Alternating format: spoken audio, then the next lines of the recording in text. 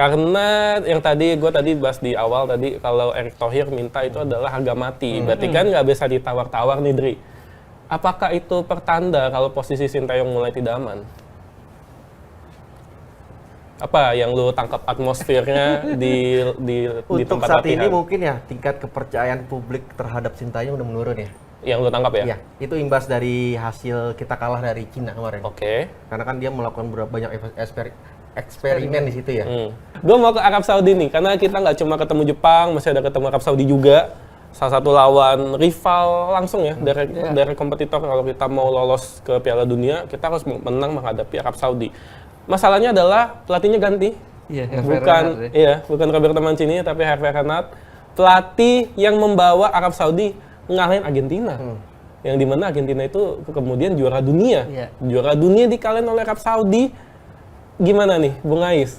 Agak menyeramkan nggak nih Arab Saudi ini? Hervé Renard ini tipikalnya beda sama Roberto Mancini. Kenapa kemarin kita bisa ngelawan Arab Saudi di tangan Roberto Mancini? Karena Mancini ini tipikal gaya mainnya Itali. Pelan-pelan, sabar, dari belakang, slow.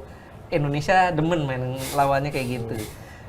Dan kita bisa ngelawan. Hervé Renard enggak, dia mainnya speed. Lebih cepet. Nah, ini yang harus kita antisipasi itu. Tapi kan Salem Al-Dosari nggak bisa main kan, Dri? Cuman kan Arab Saudi bukan cuma Salim. Masih banyak pemain lain. Iya, siapa lagi tuh, Dri, menurut lo? Saud Abdul Hamid ya. Saud Abdul Hamid ya, harus diwaspadai ya. AS Roma itu bahaya. Arab Saudi. Boy ini sekarang Arab Saudi berada di atas kita 2 poin ya? 2 poin, 5 poin ya? 5 poin. 5 poin. Gimana? Posisi ketiga. Posisi ketiga? Tiga. Dua kan Australia. Gimana, Dri? Lu di lapangan pemain-pemain timnas mungkin udah ada yang gimana soal Arab Saudi gitu mungkin?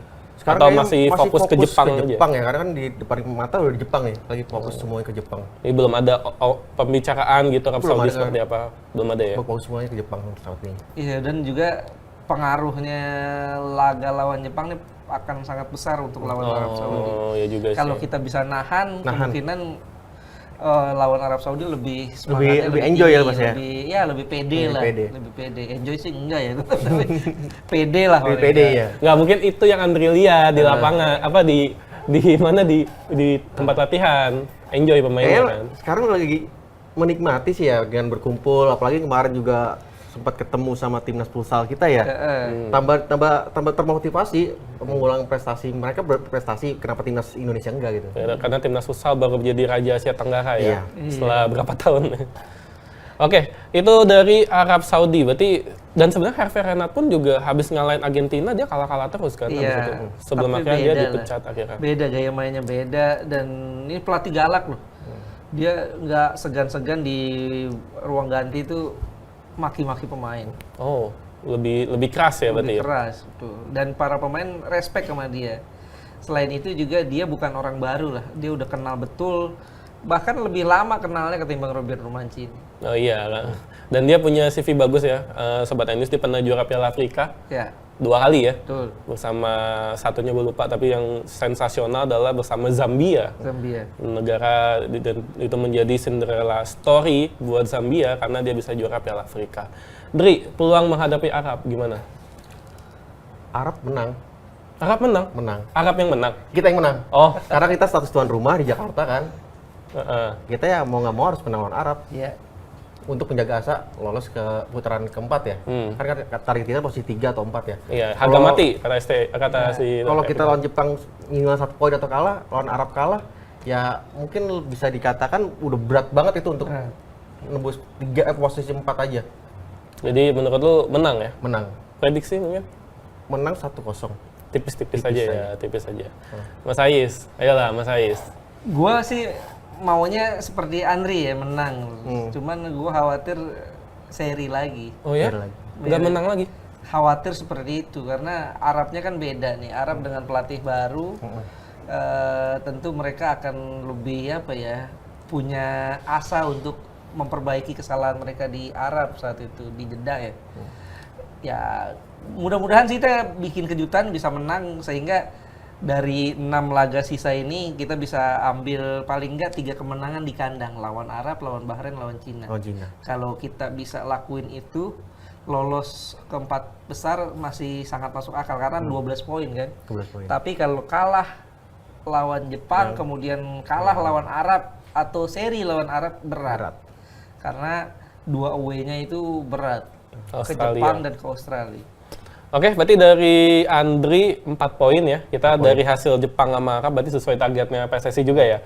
Dari Bung Ais ini 1 poin nih masalahnya. Iya, gue maunya sih 4. Gue maunya 4. Gue maunya 4. Lawan Arab harusnya gue bukan 4. Gue maunya 4 tapi feeling gue paling masuk akal 3. Oh, 3. Bahkan bisa 1. Oh, bahkan jelek-jelek 1 ya. Jelek-jelek 1. Terakhir nih, ada satu pertanyaan yang cukup menggelitik nih. Adalah tentang nasibnya Sintayong. Karena yang gue tadi bahas di awal tadi, kalau Erick Thohir minta itu adalah harga mati. Berarti kan nggak bisa ditawar-tawar nih, Dri. Apakah itu pertanda kalau posisi Sintayong mulai tidak aman? Apa yang lu tangkap atmosfernya di Untuk tempat saat latihan? ini mungkin ya tingkat kepercayaan publik terhadap Sintayong udah menurun ya. Yang lu tangkap ya? Iya, itu imbas dari hasil kita kalah dari Cina kemarin. Oke. Karena kan dia melakukan banyak eksperimen di situ ya. Di situ udah mulai menurun dan langsung dihadapkan dengan ujian berat lawan Jepang. Ya, kita emang sulit untuk meraih poin lawan Jepang apalagi menang ya. Dan lawan Arab Saudi, tapi ketika 2 hasil ini kita babak belur nih, ya mungkin bisa menjadi evaluasi dari PSSI untuk Sintayong ya. Karena kan PSSI udah memenuhi apa yang dia minta dari Sintayong ya. Mulai dari pemain, kebutuhan pemain, terus kayak fasilitas dipenuhi. PSSI juga ingin yang gue kasih harus ada dampaknya nih.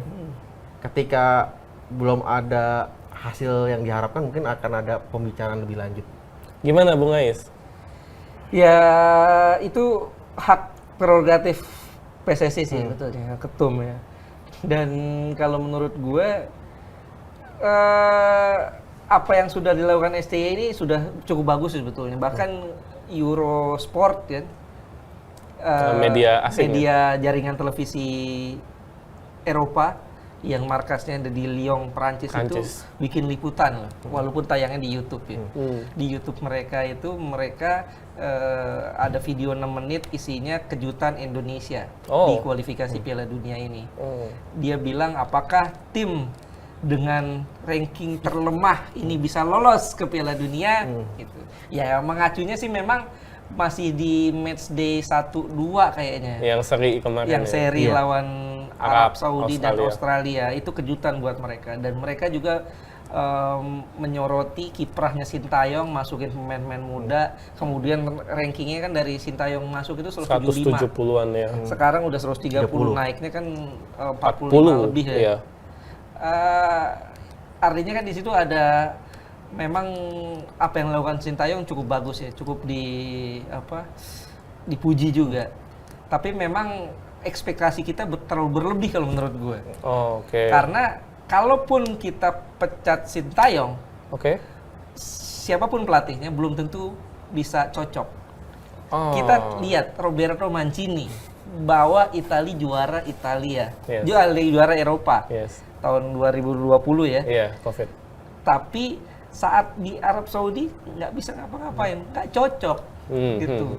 Dan banyak pelatih-pelatih yang seperti itu.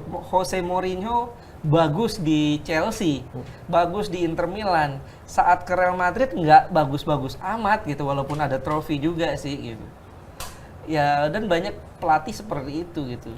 Dan kalau kita lihat ekspektasi kita lolos ke Piala Dunia, kita ini rankingnya masih 130. Betul. Kita pemain-pemainnya adalah pemain-pemain yang banyak di Eropa, abroad. Tapi kita perlu lihat yang grade A-nya berapa sih? Grade A-nya paling bisa dihitung sama jari, Ijes. Kemudian Verdong. Tom Haye juga grade A sedang flop. Declining dia. Iya, kemudian paling juga Kevin Dix, Messilgers. Selebihnya Nathan bisa dikatakan Swansea ya, yang juga bukan pemain utama. Justin Hapner U21. Ivar Jenner masih Ivar di tim Jenner muda. juga tim junior. Ya Rafael Strack main di Australia gitu. Ragnar Oratmangun juga main di Belgia. Artinya bukan pemain-pemain grade A. Dan tim ini tim baru, Pak. tim baru, Jay Ijaz baru main 6 kali. Artinya kalau kita bandingin dengan Irak, dengan Uzbekistan, dengan negara-negara lain, ya kita masih jauh. Untuk mencapai kesananya tuh kita perlu waktu. Apakah itu artinya kalau yang gua tangkap, lu lebih ke kasih kesempatan ke Sintayong, seandainya dia gagal di babak keempat ini? Iya, ini kan Babak tim ketiga. baru terbentuk belum terbentuk bahkan menurut gue. Karena belum punya striker, gitu. Belum terbentuk bahkan. Bisa dibilang kan ini nyicil-nyicil. Iya. Nyicil-nyicil. Satu. Satu datang. Jadi belum betul-betul puzzle-nya belum lengkap bahkan. Puzzle-nya baru nemu belakang, baru nemu tengah, baru nemu ini gitu. Jadi menurut gue, kalaupun mau stay out ataupun setelah kualifikasi Piala Dunia, selesain dulu sampai akhir gitu. Jangan di tengah jalan. Jangan gitu di tengah ya. jalan. Evaluasi mungkin dari performa tim Mas ya. Betul. Kan target PSSI kan untuk lolos ke fase keempat ya. Kita lihat dari situ. Kalau kita gagal di fase ketiga ya mungkin evaluasi terkait performa tim ya untuk mempertahankan Sintayong mungkin dari gue pribadi ya. Kayak kata Mas Ais lagi, kita lihat fase selanjutnya Piala Asia mungkin nanti Mungkin ya, bagaimana 2027 ya. 2027 Dimana kita udah pasti lolos pastinya. Pasti lolos. kasih Piala Asia bisa jadi catatan juga di situ. Atau kalau enggak pertaruhannya di Piala Nah, AFF aja. Tapi kan gitu. tim U22. Iya, diubah lah. Itu kan masih bisa diubah. Oke, gue potong. Ini udah melebar kemana-mana. Tapi satu hal yang pasti adalah Sintayong sudah melakukan ya apa yang bisa dilakukan. Sekarang istilahnya judgment day-nya dia istilahnya ya. Yang menarik adalah dia bilang dia tahu cara ngalahin Jepang. Nah, kita tunggu apakah itu bisa terwujud di lapangan atau tidak. Target adalah posisi 4 dan itu adalah harga mati buat PSSI ke Sintayong. Apakah dia berhasil atau tidak, waktu yang akan menjawabnya. Akhir kata, thank you Bung Ais, thank you Udri, thank you udah datang. Kita tutup podcast Ruang Ganti kali ini, sampai jumpa di episode berikutnya. Bye!